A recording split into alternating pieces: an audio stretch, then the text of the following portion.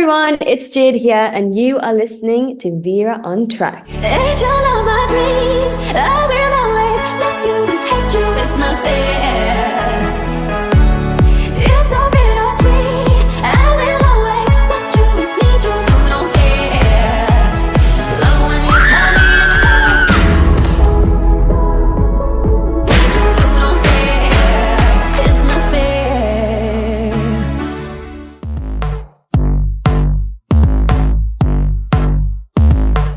Like, oh, let's make fun of the girl who took a risk and put herself out there creatively. Oh my gosh. I mean, I don't know if I knew I was an it girl back then, maybe for the wrong reasons in hindsight.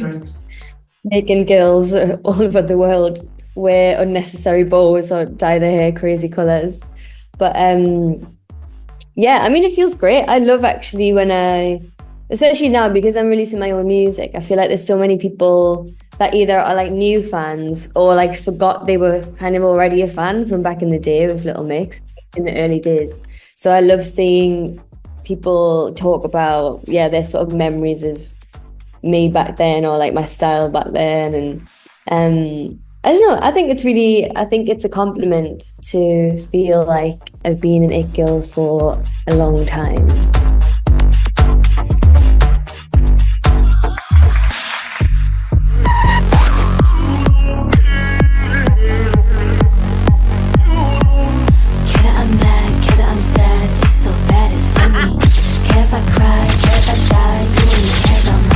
I think I just would much rather have a strong reaction, good or bad, from my first song than like a lukewarm response. I think I didn't want to sort of play it safe or do what people expected. And yeah, I'd much rather people like hated it than didn't talk about it at all. I was honestly surprised at how many people did love it, and I was really pleased that people understood like my artistry and what I was trying to achieve with a track like that. And then to be like nominated for the Brit Awards for it is just, it's quite validating to know that my sort of chaotic pop brain is resonating with people.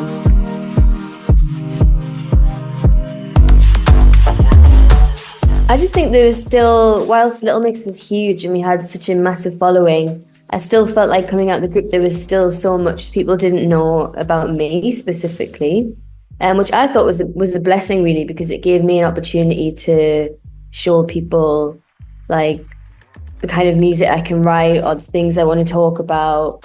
I could be more vocal about the things I'm passionate about now I'm on my own.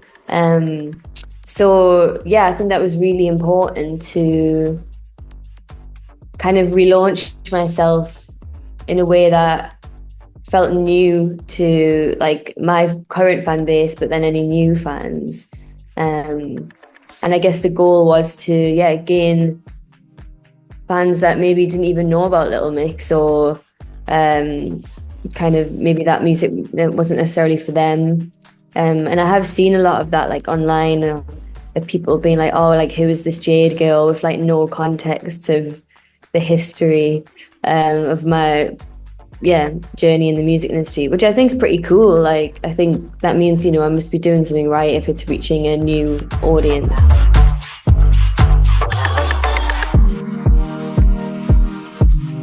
I think that's just the way I am. Like I like to be surprised. I like feeling I think I like feeling like uncomfortable in music. I think I like when I don't know what the artist is going to do next, and so that's kind of what I wanted to create with my music.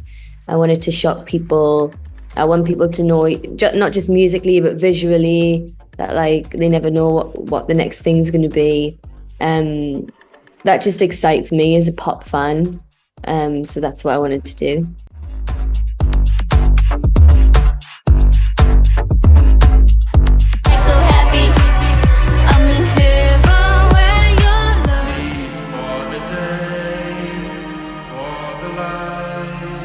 So we both had the same music video director, Old Perry, who is, I think, one of the best music video directors we have right now.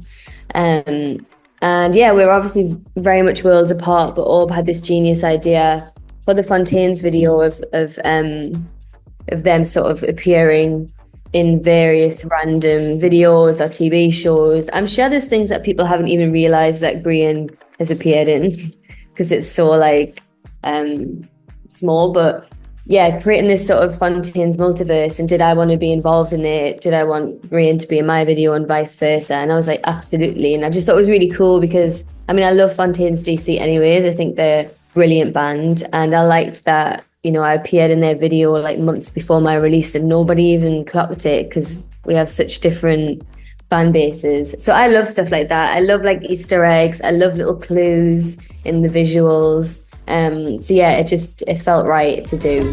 Roll me them roses. Well, let's just showbiz, baby. Won't sugarcoat it. You make me feel sick. I'm not your thing. I'm not your baby doll. No puppet on a string. This bitch can't be controlled. I'm not your thing. Can't buy me at the store.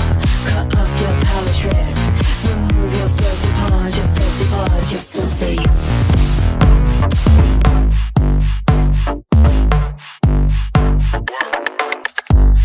I think so. I think because I've been in the industry for quite a long time now, like over a decade, I've definitely seen like, yeah, the respect and the feeling around female artists evolve.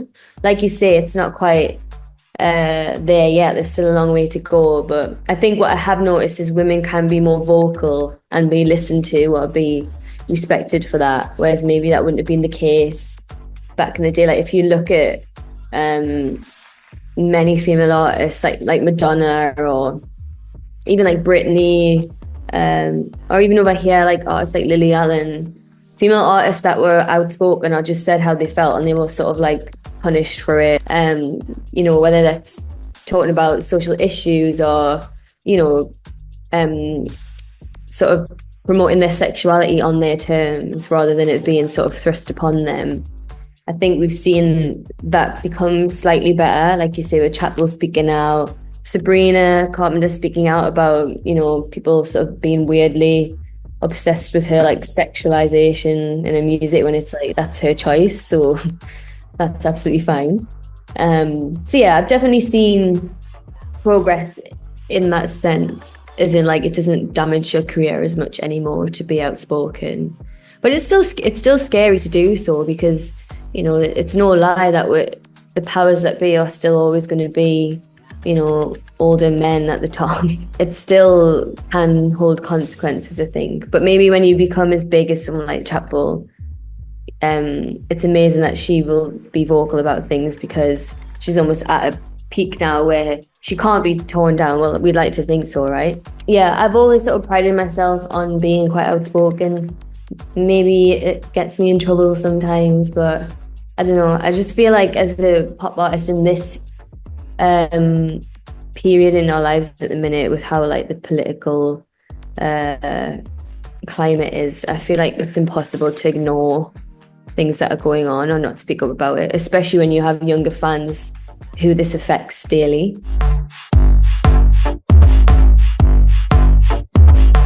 I think it's wonderful. I think I'm very aware that I definitely wouldn't be where I am now if it wasn't for that community supporting me.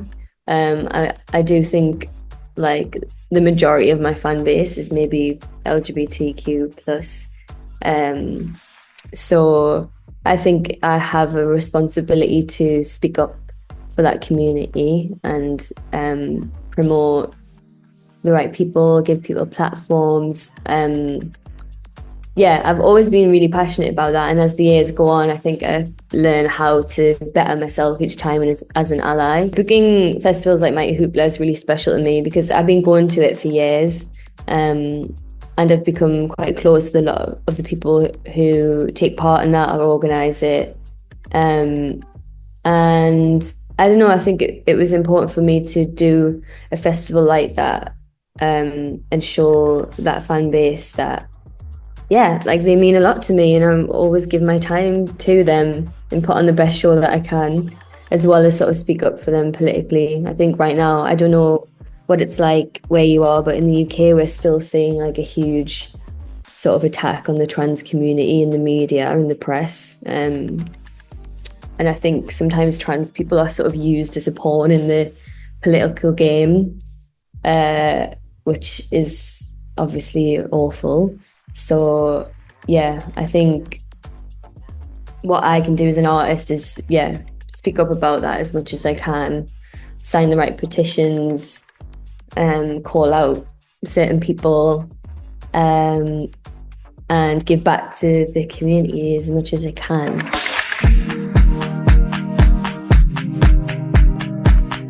I would love to, more than anything, if there's any country that wants me to perform, I will gladly do it. Like, I miss traveling, I miss seeing the fans worldwide. I'm, aware I have a lot of fans over there, and I'd love to come back properly, do my own shows, however small or big they are, I don't care. So there's definitely plans, passionate about that as well. We want to travel more and see more fans internationally, so fingers crossed.